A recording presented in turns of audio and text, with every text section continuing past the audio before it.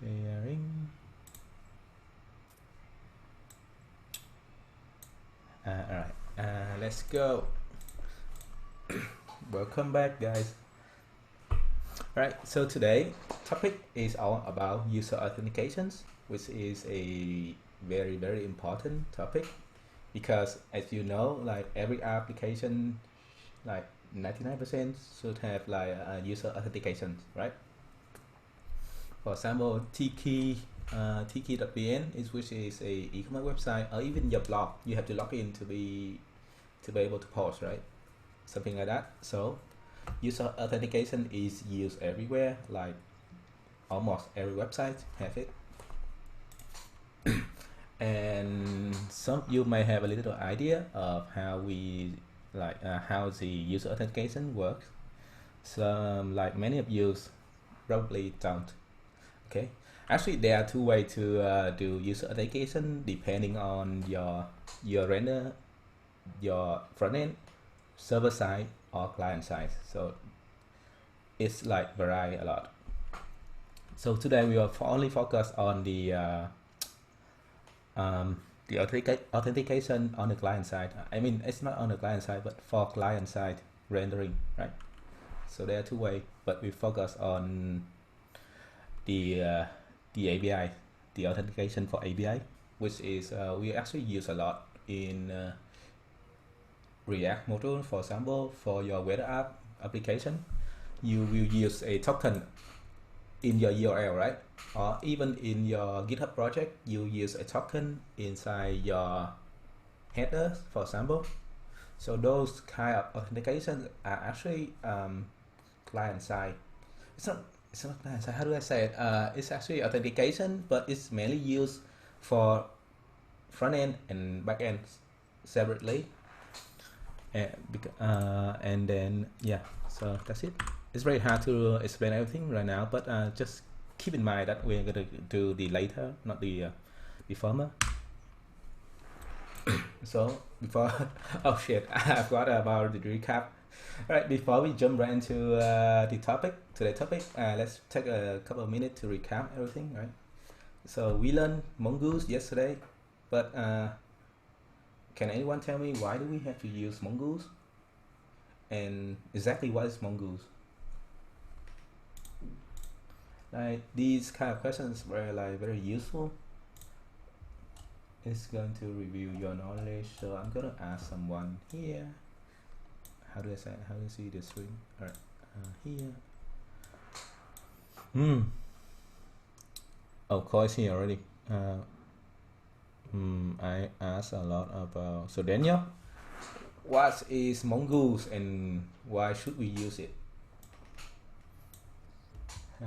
I know that it connects to MongoDB, and the reason why we use it has to do with sending and requesting data. Am I close? I'm gonna share my face as well. Oh, sorry. Actually, we can use MongoDB inside our application as well. We can use the traditional way without the mongoose library.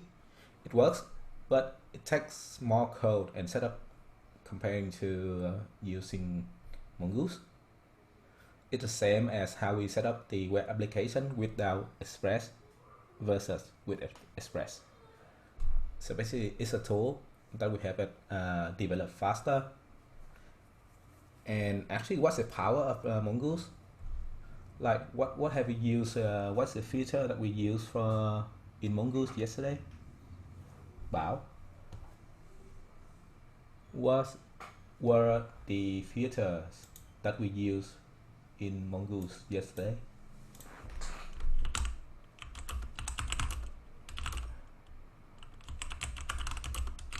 Uh, we use a lot, but what were they? We use a lot, but we use schema. We use schema. We use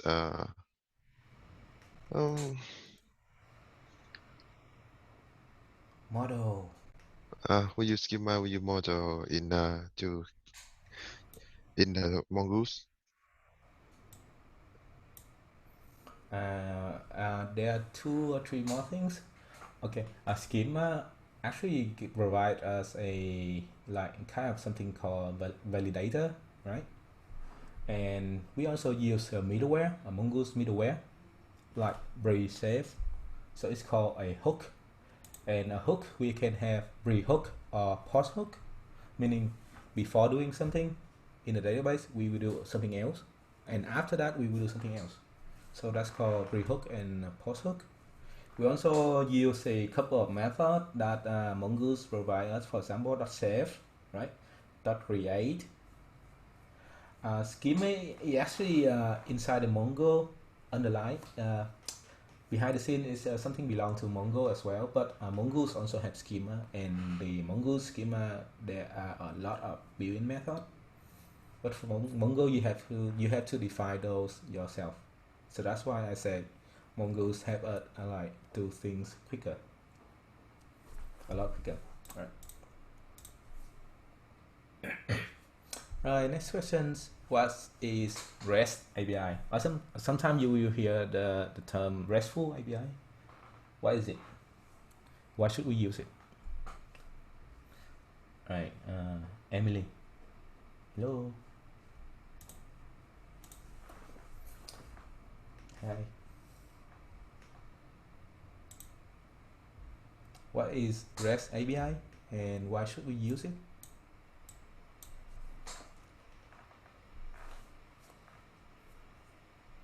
I think you're mute. Okay. Yeah. Actually, I don't remember the the words by word, but yeah, we use it to transfer translation data. Why do we use it?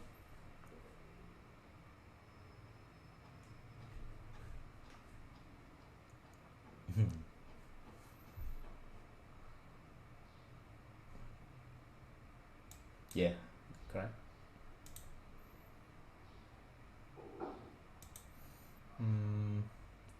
Basically, we want to develop one backend for different front ends, right? And there are like 2 or 3 kinds of front end. We can have desktop application, we can have mobile application, we can have a web front end applications. We can even have some people that's gonna build the backend server and they use our service as well.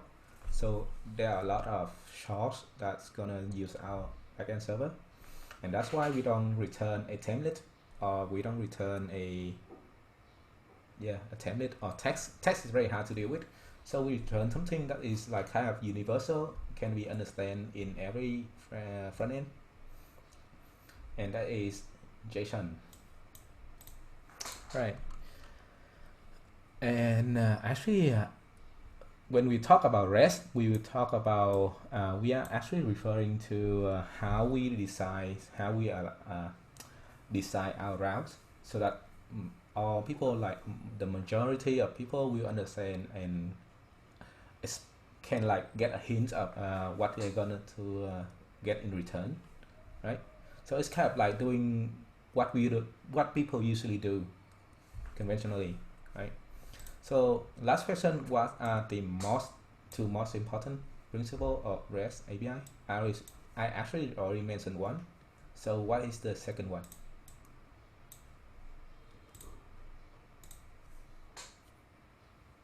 The first one is going to be uniform interface, meaning everyone to use the same routes, for example, the same way. So that's going to be universal. And what is the second principle? Stateless interaction. What does it mean, Joris? Very good question.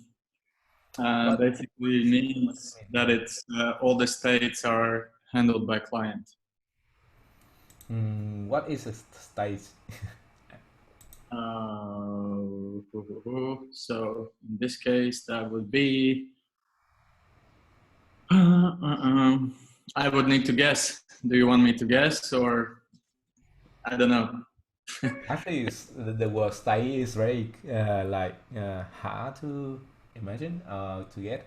Actually, there's for example, it can be the state inside your React application, right? Yeah, it is. It's not. There's no harm in guessing. Yes. States mean like the state between your front end and back end as well. Like the back end doesn't have to remember. Okay, who was the last one that talked to the back end, right? Who was which client was the last entity that talked to the back end? The back end doesn't care anything about that. Just send some request to the back end, like send some command, and then back end will return something. It's basically that's it. It's like a robot. This robot will talk to that robot and send some signal, and the other robot will respond. So like separately, there's no really history or any relationship between those two, between the requests. I mean, so that means stateless. You don't have to remember anything about the previous request, right? And today we're gonna learn what the most important topic, the thing, the future to have the REST API work statelessly, right? So main content today, we understand authentications. At the end of the day, we need to understand the authentication, how it works, right? The flow is very important, I would say, because this concept is used in like 90% of the applications. So you don't learn the language, you don't learn the code or anything, you learn the concepts, right? And then we understand how we would store and use the credentials. Basically, credentials are username, password, something like that. Password, mostly password. And how we protect the routes from unauthorized user, for example. And we will start with the first thing, authentication. We need to understand it first. All right. So user authentication is like just restricting access, right? Simply put, restricting the access. And why do we have to use it? Why do we need to use user authentication? It works. Our application works perfectly, right? For example, your meme, your weather app, or even your to-do app, they work perfectly. They haven't broken down or anything. So why do we use user authentication? Sorry, I'm so sure.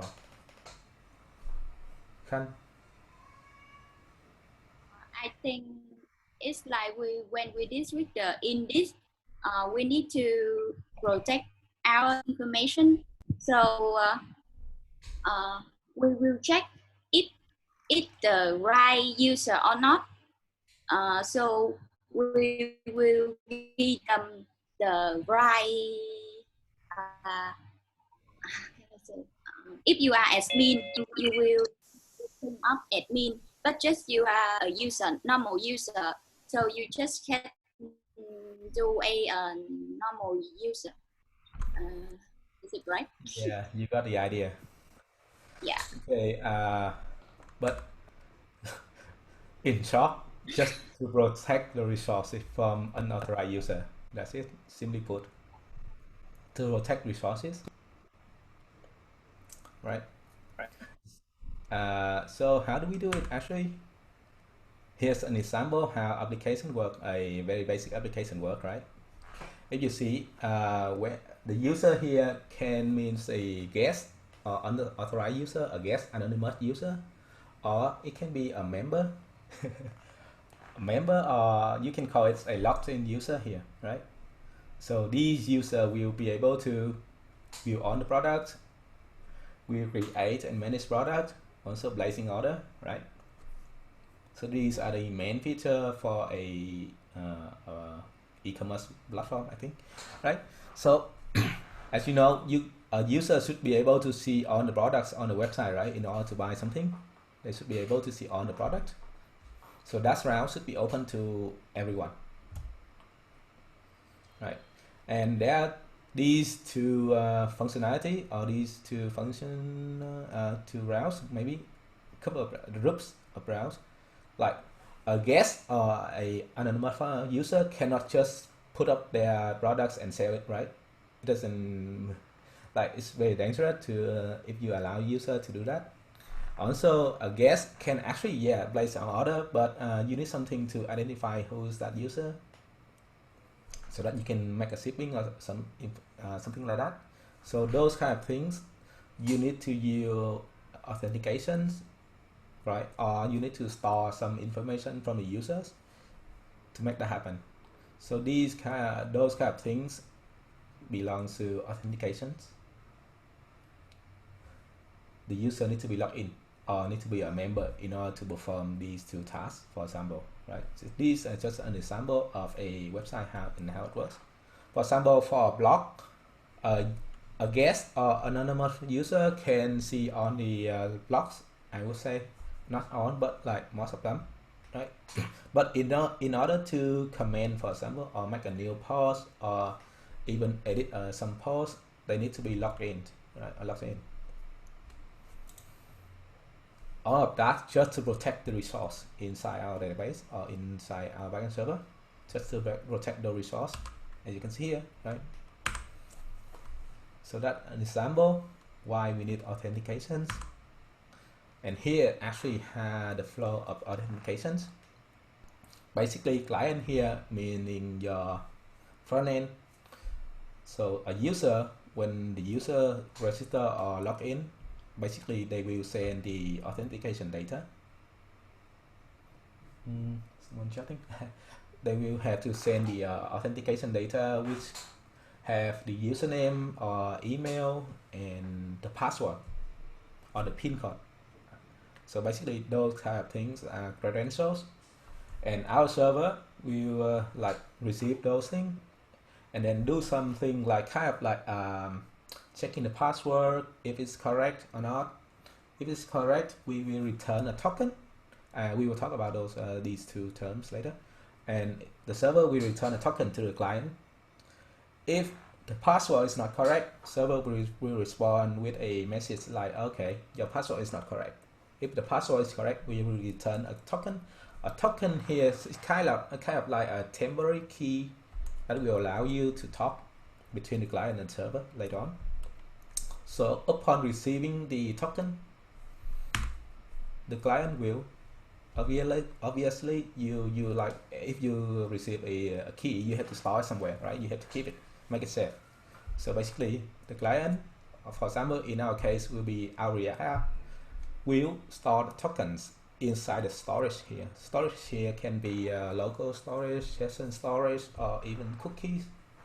So basically we will store the tokens, and then for the subsequent request, we will use the token and send it along with the request to the client, to the server, in order to get some protected resources, right?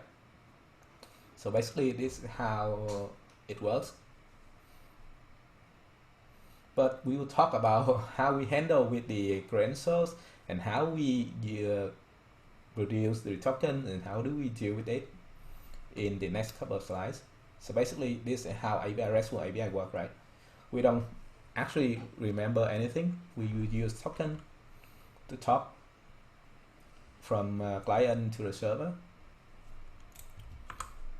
So here's another picture that explains the authentication flow. I'm gonna open this one. It's so small here. Open it. Right. So just ignore these arrows. It doesn't make anything. Right. It just means steps. So basically, the client will visit the website, and they will see some pages that is available to anonymous user or guest.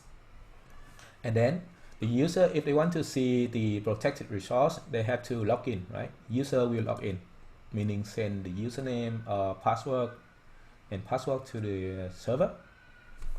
Next step, server will validate those the password, and then if the password is correct, the server will return a token to the client. Yay, token to the client. If the password is not correct, the server will reject with a message. And if the password is correct, the client will receive a token, and then in the subsequent request, the client will use that token that and send it to the server. It's kind of like a key or more like a password that, okay, this is me, please do something, give me something, this is me, give me something back, something like that. Just means something like that. In short, just one word. And we will handle everything from this step to this step. Okay. I'm gonna close one, move on to the next slide. First thing first, as I say, we have to handle the data here, the credentials here. We also have to handle the process inside our server, and then we also have to handle the tokens. So let's start with the credentials.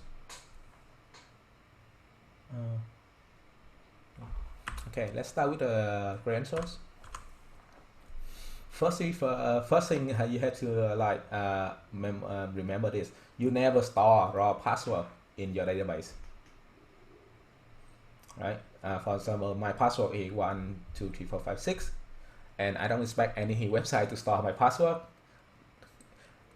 If they store my password and for some reason their database is leaked, and the hacker or something that has access to the database will see my password, and I may use the same password in different sites, they will be able to use that password to log in into my other accounts, and that's a bad practice. If you want, if you store the password in your database, basically never store them. Okay. Instead, we will hash it, or we can encrypt it and make it into a very special string, and then we store that string. We don't store the raw password, we store a encrypted password. And then how do we in the next step, how do we compare the password? I will explain in the next slide. But basically, the encryption here, it can be only a one-way encryption, meaning you can convert the raw password, a string, into a hash password, another special string. And the next time you log in, you do it again, and then you compare the two hash string only. So meaning you cannot convert the hash back to the password, back to the raw password. Right? Kind of hard, but take a look at this. So when you encrypt a password, like here's my password, right? The raw password.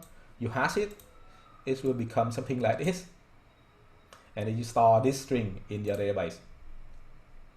So that people who have access to your database will not understand what hell is that guy's password. And then when you want to check the password, you want to compare the password. For example, when the client log in, they will send the password again, and you do the same thing. You hash it again, and you will receive another string, which is not necessarily the same with the first string, right? As you can see here, it's different. There's a little bit different, right here, as you can see. But you can use some special function that a library can provide us, or you can use the same algorithm to compare the two strings, and you will get the result true or false. Basically, the same string, different string doesn't mean you will receive false, for example. And we cannot, when we compare here, we cannot use triple equal this string, triple equal this string. It doesn't work like that. We will use a special function to check it, right? I have a question, Kwa. Yes. What's the difference between a password and a token? Password and token. So token is something special. It's kind of like this. The format of token you will see later is kind of like something random here, but we can actually change the token from time to time. For example, a token can only survive for like a day, and then after a day we will use a different token to communicate with. Why can't we just use? Why do we need a token? Why can't we just use the password? Why do we have to make a new thing called token? To make it more secure. So if someone can like listen to your request, for example, he will get your password. And until you change the password, they can use that password to log into your account. But using a token, like a token only survive for 1 day. If for some reason your token gets stolen, it's okay. After 1 day, it will be reset to a new token, right? So in the worst case, your password is leaked. It's not your password is leaked. Your connection is something. Someone is listening on your connection and saw your password. You will be doomed. But if they can see your token, like they can only work with it for a couple of like hours, for example, or a couple of days. And token is actually encrypted as well. For token, we will talk about token later. But the server can store your token. Yes, they can. Actually, there's no need to store your token. It depends on your application logic. You don't have to store the token, but you can store the token. And the server has to store the hash password, yes, to compare. As you can see here, we need to compare this string and this string. So that's why you need to store at least the hash password. Can have a look at the way and look at which string value. Actually, no, because it's a one-way encryption. Basically, you can only encrypt the raw password into this string. You cannot convert it back, like revert it. You cannot revert it. From this string, you cannot revert to password. That's why when you want to compare, you have to compare the two different hash password here. What was it? Yeah, there are a lot of them. And it's just how. Okay, so we have to hash the password. Once is the first time user register, and there's a hash when you just login again. Yes, yes. So we will repeat these steps. I highlight here. We will repeat this step, right? And then we will compare the results. This result with this result. So this result we compare with this one, right? And then we will get the answer like the result true or false. Actually, we cannot do this string equal this string. No, it doesn't work like that. Yeah, it works like that as well. But the hash here, the hash function here, will like never return the same string for you. So we will talk about it when we actually see the code. I can first log it for you. All right, any question? Let's see. All right, password.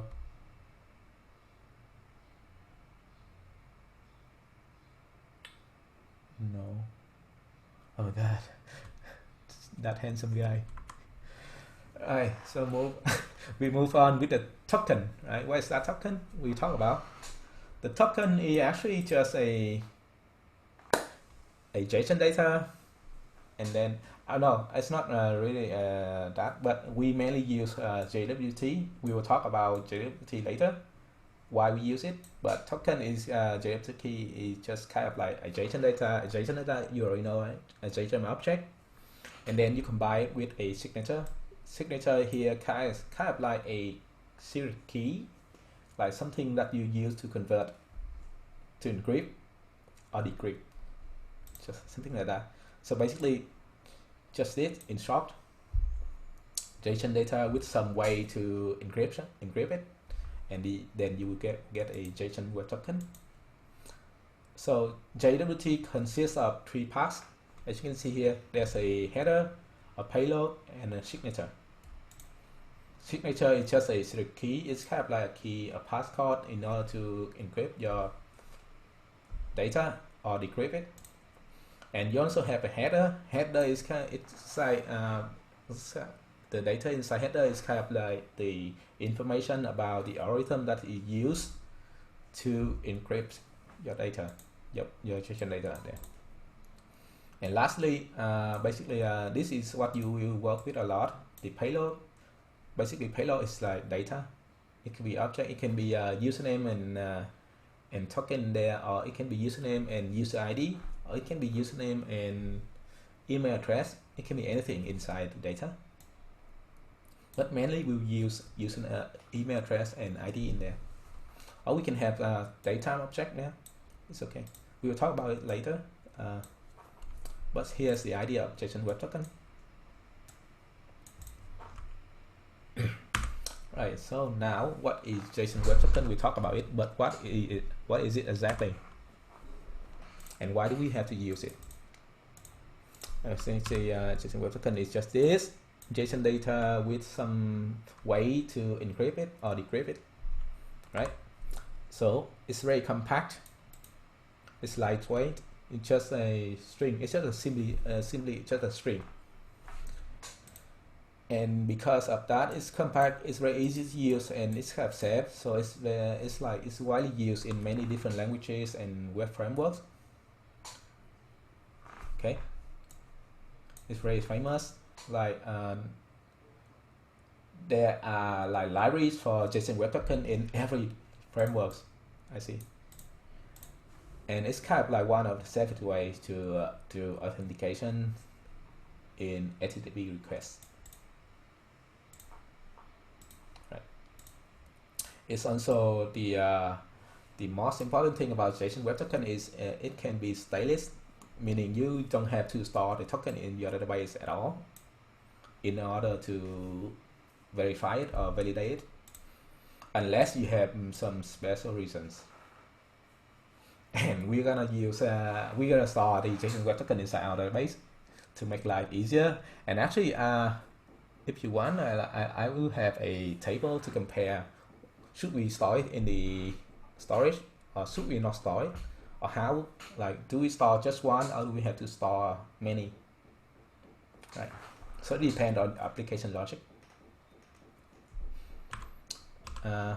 Any question about? Oh, I want to introduce you guys about more about JSON Web Token. So let's go to jwt.io,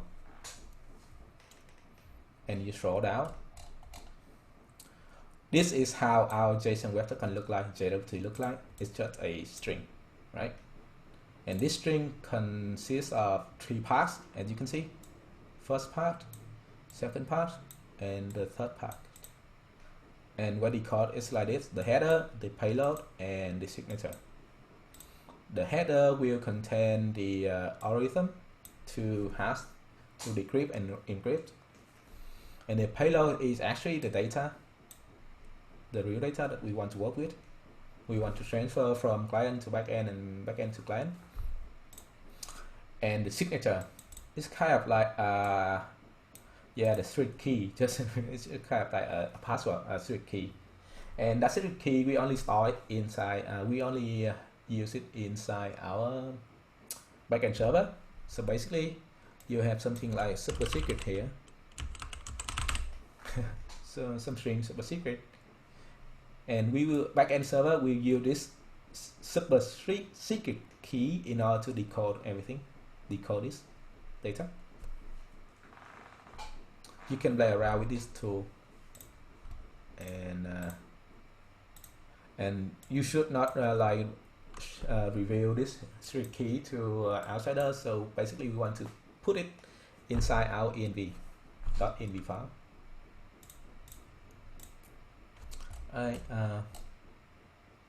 So there are a couple of different algorithms in order to hash the password. Let's go back here. Any questions about JWT?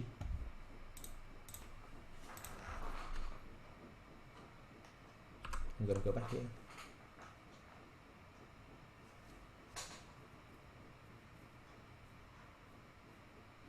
We will use this thing here to communicate between. Yeah, what does the assignment use today, Kwa? The same assignment from yesterday, but we add the authentication today in order to create a new book. Do we need JWTs and regular passwords and everything? Yes. Okay. Yeah, JWT token, JSON Web Token. Yes, token. It's just a string. As you can see here, it's just a string. And that's why it's so compact. When you just send in this string, it's very compact and lightweight to transfer over the internet. Right. Right. So I'm gonna move on. I think this one is the last slide here. The last thing that we're gonna learn is protecting the routes or protecting the resource. We have to validate the token upon every request that require user authentication, right? If there is a token, we will check the token. We have to validate the token, and then if the token is correct, we will return the corresponding resources. If there is no token, we will reject the request, or if the token is not correct, we also reject the request, right? So in order to do that, we're gonna use a middleware to handle this part here, this step here. So we're gonna use one middleware inside our router, right? So that is gonna be a router middleware. So we don't have to repeat the code again and again. Just your function. That function will handle the validation token validation. Any question? I think the main thing here is like understanding the flow here.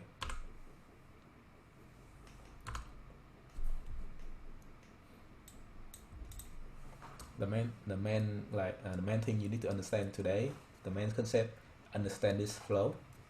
Again, I will recap this. The browser or the client, your web application, right? It will send username and password.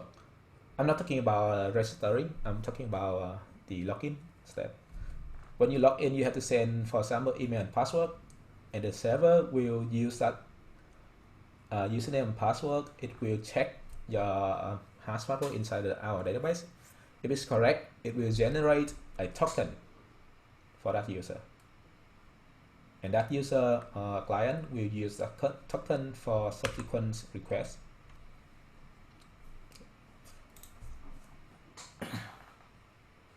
So let's imagine how it works in your head first. Is there a new token rate every time you log in?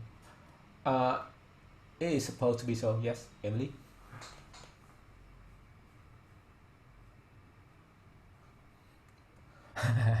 Actually, a token, there's a lifespan for token.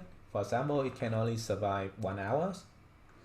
For very secure website, for example, for your bank, basically you can be logged in for 15 minutes. If you're not active in 15 minutes, you need to log in again, right?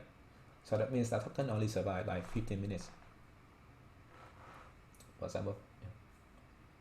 Yeah, it depends on how secure you want your app to be.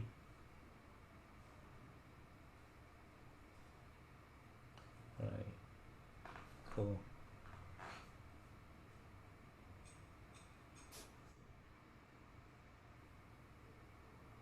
I'm making it, yes.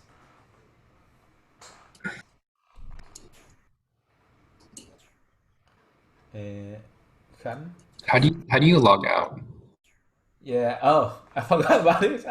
Actually, when you call, we have a feature for that. When you log out, depending on how secure your app is, like if you want to store a token inside your database, you have to do two things. First, you need to clear the token on the front end, on the storage here, as well as you have to clear the token inside your database, right? If you don't store a token on your database, you just clear the token on the front end, but that will lead to a couple of more security issues. For example, if your front end actually forget all about the token, right? Forget the token, but for some reason a hacker still have your token. They can still log into your account. So there's a lot more about security. How does it work with YouTube? For example, I am always logging in my personal account, meaning, oh yeah, so they also use a token. Yes, and that token is like automatically refreshed when you actually use it. Like for example, it's only the token only alive for 1 day, but maybe 3 days, for example, and you actually use the token day by day, every day. I mean every day. So token will be refreshed, the lifespan will be refreshed or prolonged, something like that. It's for UX, it's for user experience. You don't have to log in again and again.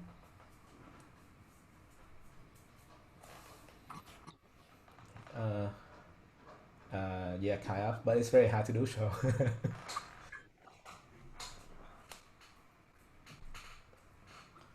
I think that's how Google account works, right? You don't have to log in every time you open it.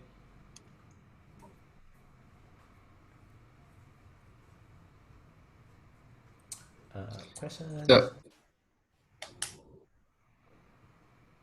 oh, yeah, that's why there's a lot going on behind the scene. And sometimes you want to store the token in order to perform more features.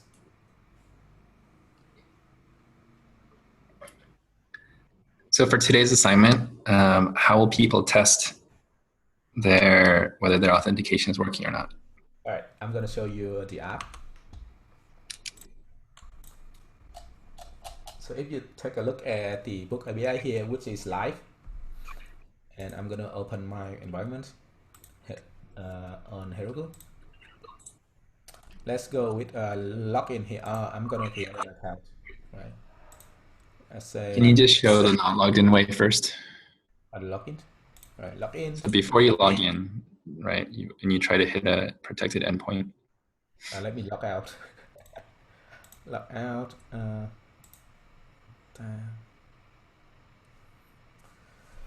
Oh, got to wait. So all the app testing today will be in Postman. Sorry? So everything today is going to be in Postman. Yeah, in Postman. So I successfully logged out. As you can see, the status is 204. And let's try to see all the author here. I think I can see all the author here. But if I try to create a new author, let's see what happens. For example, Khan, right? Still success. Create author is okay, but I cannot create a book, I think. Let's go ahead and create a book. This app only for demo, so I didn't put the protecting resource here, the authentication in the author here. But if you want to create a new book, where am I? You need to use the author ID, right? I'm going to copy the user author ID here,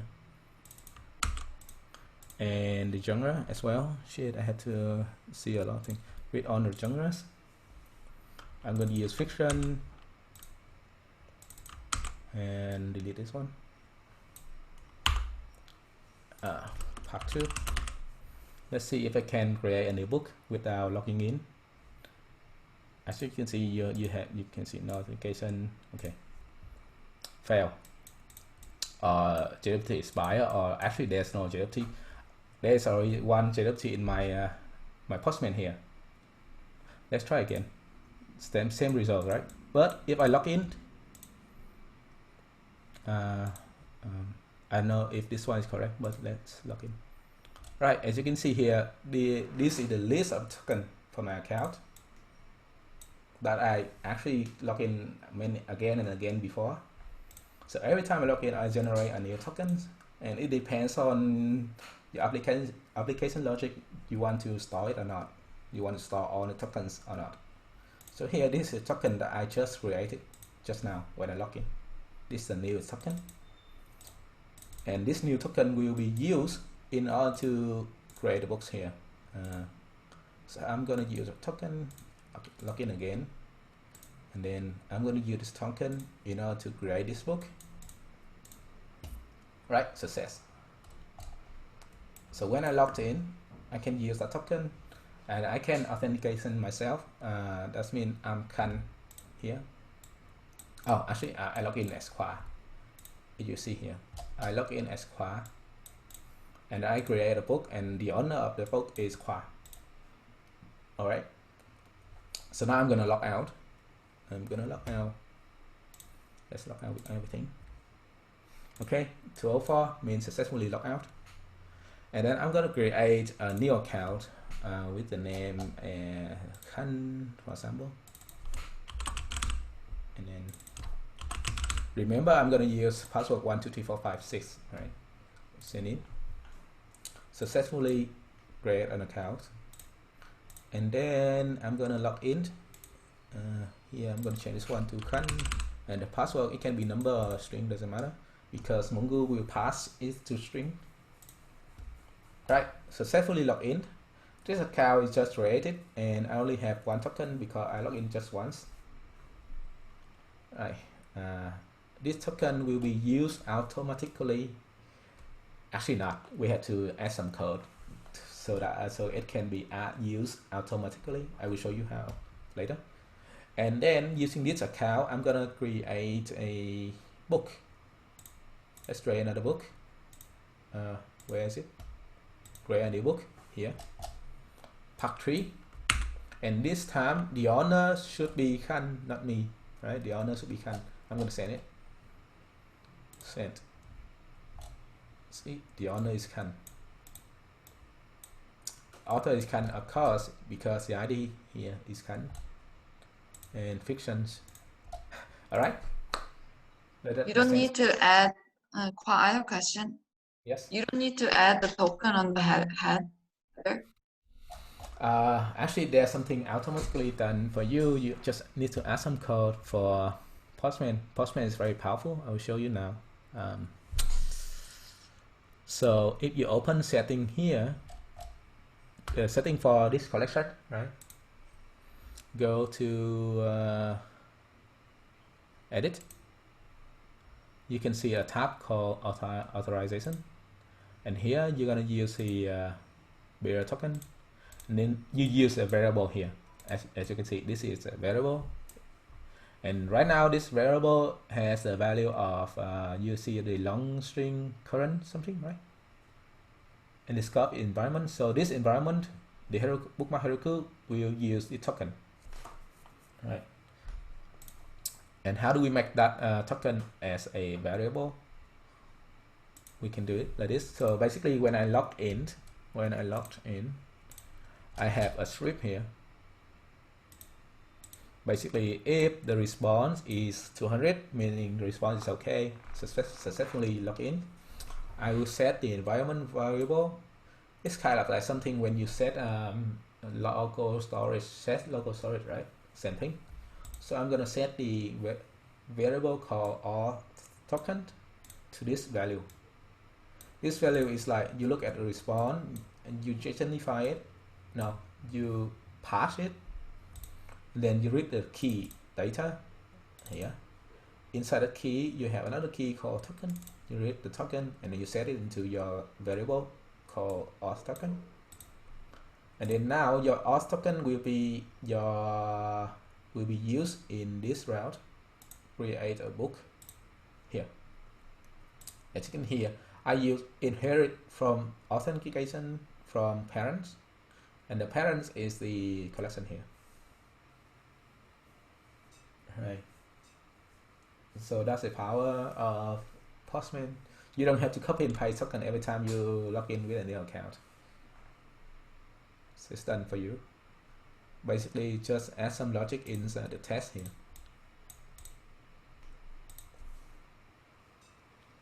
Don't worry, we get back to this during the lab. Why do we need to store multiple tokens with just one? Actually, there's a couple questions here, like what if you want to log in on different device, on multiple devices, and then you may use only one token to you may have to use like there's a couple of ways, like there are 3 options right now. You can store it at just one token, or you can store multiple tokens, or you don't have to store anything at all. So you have 3 options, and for each option you have pros and cons. Right. Can you register a new account? I saw token is empty at the first time. Let me see. Oh, when you create a new token, a new user, you don't have token because you have a login. Only when you log in, we generate a token. All right.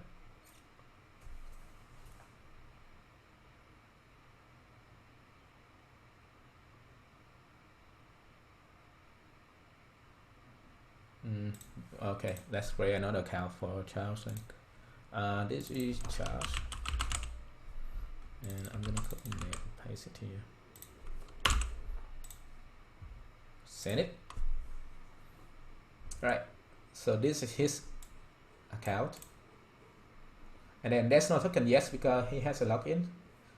It depends on your application logic. You may want to generate a new token when he just register, so he doesn't need to log in. But I want to user to log in by themselves. So right now I'm gonna log in here. Take a look at the body. I'm gonna send Charles here. Right, and the password 123456, and then I'm gonna log in.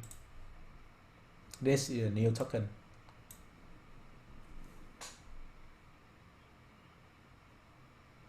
I only generate a token when I log in. When you do actually log in. Okay. To answer the question about do we need to store token, do we need to store multiple tokens, or just store nothing at all, there's a little bit of debate there. It depends on your application logic.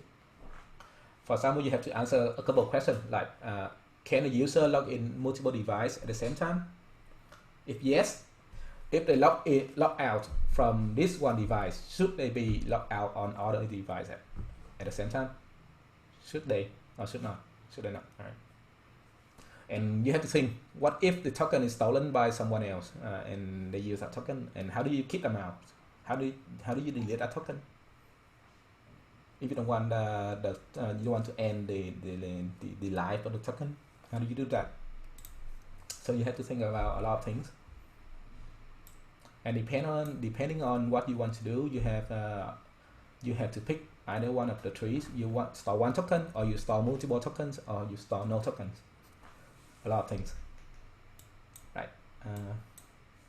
So if I don't have the token at the time, how can you check if that's the right user for example? No, when you create a new user, it's just that you create a new user, that's it. You don't check anything. Create a new user, and then you have to log in. You have to log in.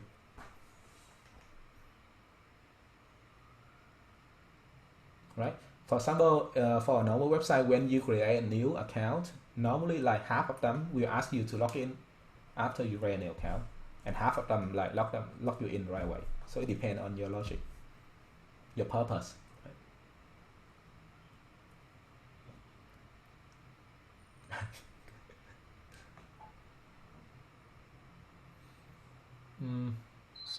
Oh, sorry, I mean the first time you log in. So that means after you register and the first time you log in, how can you check if you don't have the token for the first time? So how can you check if it is the right user or not? No, when you log in, you don't check the token. When you log in, you check the password. Right? When you log in, you use a password to check. You don't use a token, right? Only in creating a new book here, you don't have to send a token. Instead, you send actually, you don't send password. Instead, you send tokens. Is it clear? Yeah. Yeah. I think you misunderstand something. Yes. Yeah. That's good. Yeah, Bao is correct. So the password is static, right? You rarely change the password. Like remember what was the last time you changed the password? Me is like I use the password 10 years. Actually, I use 10 years. And so the token is changed frequently. When you log out, for example, you log out, the token is dead. When you log in again, you generate a new token.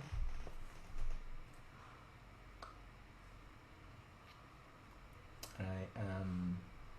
So we need to understand the concept first in order to do the code. And this concept is like it's used in different languages, different framework. Right. If you decide to take up another language or framework to work with, you still have to use the same logic here.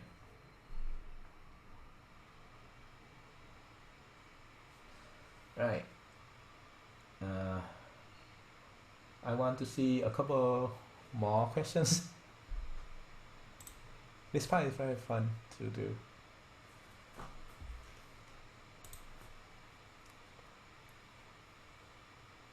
Oh,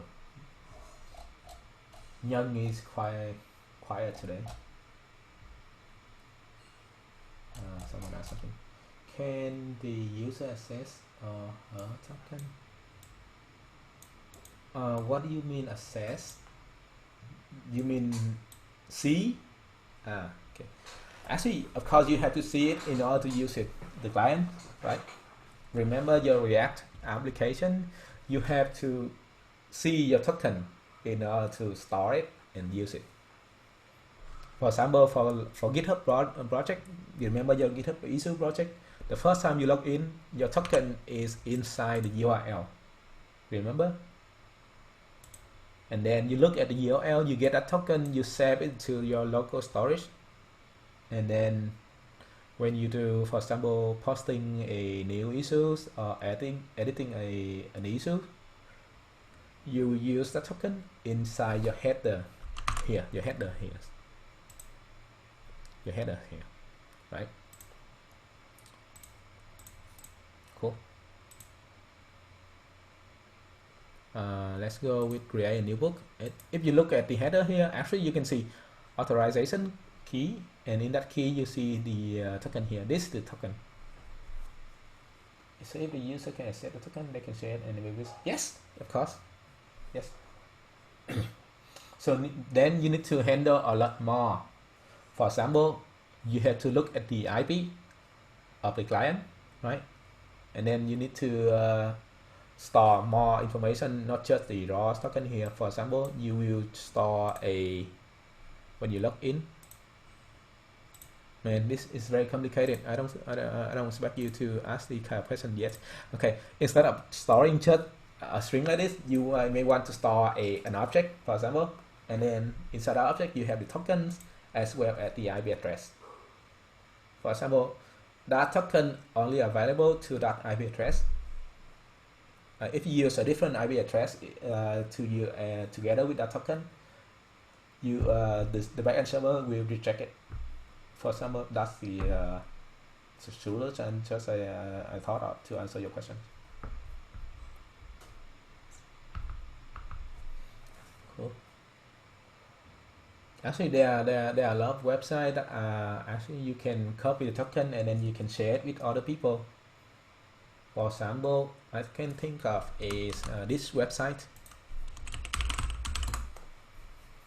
Actually, it's like a storage service.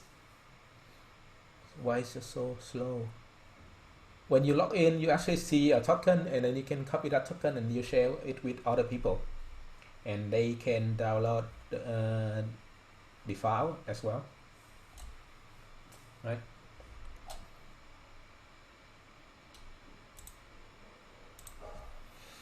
Joris asked a very good question.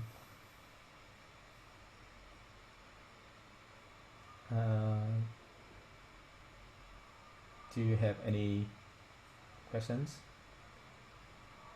else? I'm gonna close this one and then we take a couple of break. Like if we start at 1:30, it's kind of like late, right? How about we start 1 p.m. so I can finish the lab earlier, and then you can have more time to work on it instead of waiting too late. You must. Right. Cool. Right. Any objections? Let's make a vote then. I don't know. Is there freedom? I'm gonna edit. Okay. Let's see if I finally finish the time. Oh. Yeah, because we ended earlier today. I said, yeah. Okay. So let's go back at 1:30 then. 1:30.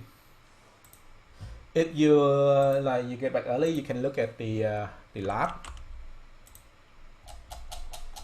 You can look at the lab here, and then you try to follow it. It's good if you can follow on your own. I think it's very clear already. Right.